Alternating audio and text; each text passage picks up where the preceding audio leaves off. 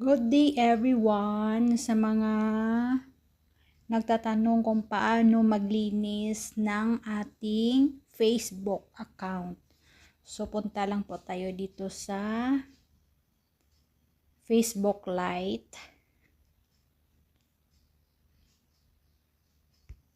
Click natin yan. Punta po tayo dito sa 3 line. Yan, pinutin natin yan. 3 line. And then, click natin. Punta po tayo sa ating settings.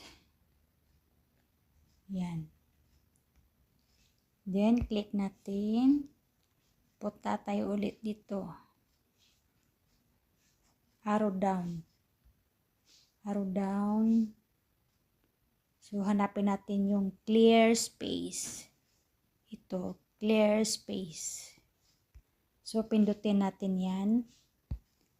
Clear. And then, makikita nyo dito sa taas yung ito po yung pindutin nyo. Yung clear all. And then, click po natin ito. Ayan. Click natin yan. Yung may check.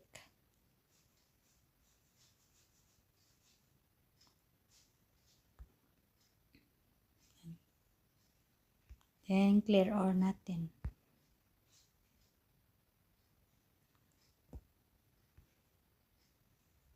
More. So, back to 0 na po siya guys. So, ayan lang po kasimple. Hope may natutunan po kayo kahit paano. And thank you. Good day. And then, balik na po tayo dito sa click natin yan ulit. Balik tayo dito sa menu. Ayan na po. Thank you for watching.